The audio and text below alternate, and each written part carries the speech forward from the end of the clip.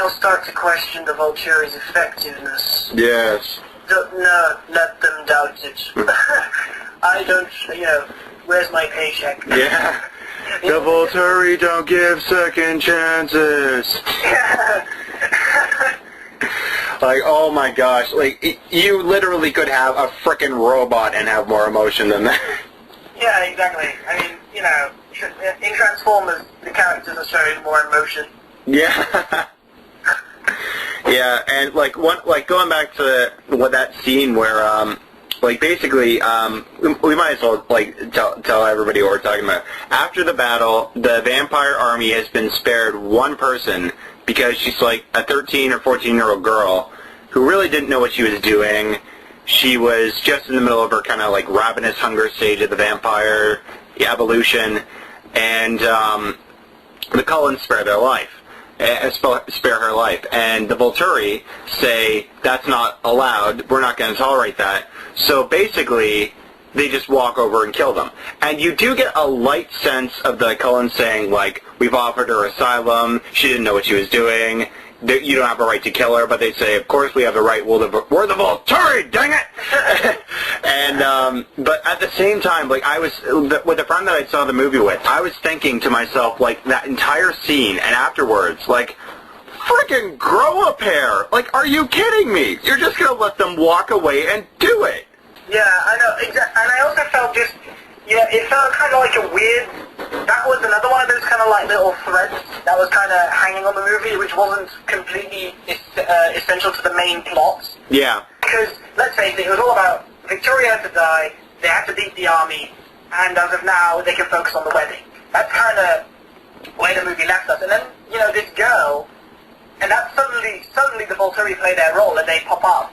Yeah. And they're like, I thought the big tense situation was going to be that they were going to be angry that Christian wasn't a vampire yet. Oh, yeah. And that they were going to take her away. Which is much more tense, because, they've been working at this wedding, and now she's going to be taken away by the Volturi, which, by the way, is a big deal. Yeah. That, I thought, was going to be like, the big next part. I thought it was going to, come in and kick some ass and be like the kind of climax after the war. Yeah. And then it was just all about this one girl, this little girl. I mean, I suppose, I did think, I think you see what I'm driving at. Oh yeah, I totally do. Just like the, what was it? You brought it up a minute ago. I'm trying to remember. Oh yeah, where the Volturi say like, Bella's still not a vampire yet, and then the response is, we've set a date. And I'm thinking, wait a minute, wait a second. They say, you don't kill this vampire girl because she didn't know what she was doing. You do it anyway. But they say, we have a date, and all they do is walk away and say, oh, you have a date, well, you're going to do it. Are you friggin' kidding me? Do it right there. Bite her in the friggin' neck if you want her to be a vampire so desperately. Yeah, I know, exactly. I mean, I suppose even that the Volturi gave them a chance. Yeah. That just as applicable to the Volturi don't give second chances. Yeah. I made her extra British.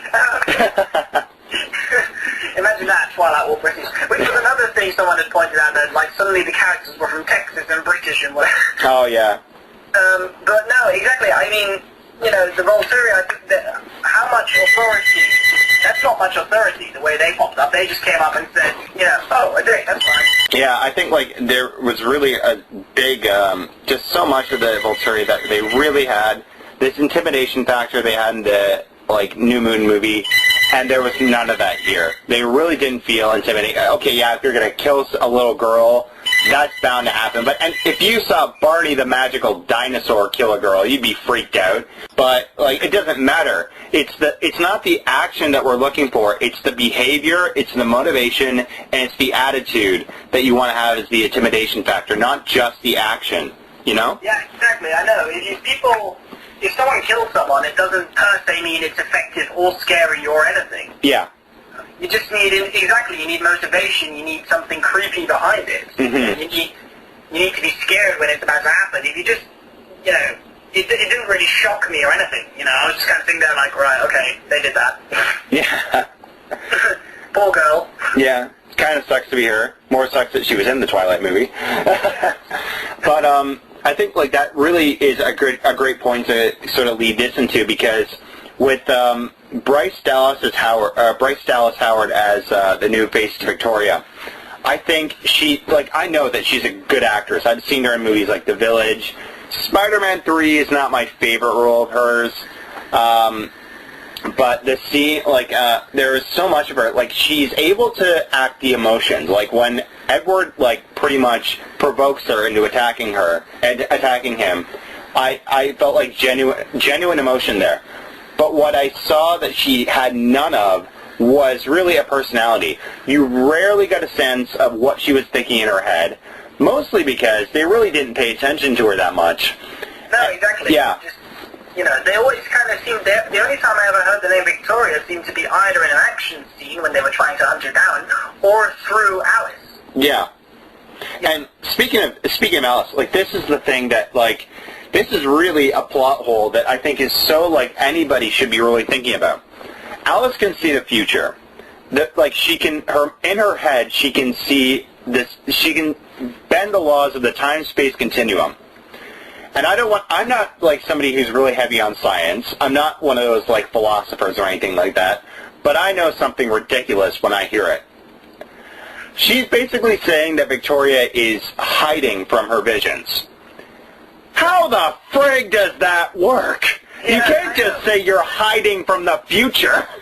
Exactly, I know. It's almost as annoying and unthought through as it was in Star Wars. Yeah.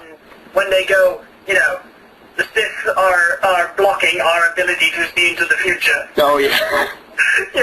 I sense that there's something wrong, but I don't know what. He's blocking Yoda's vision. I'm like, what?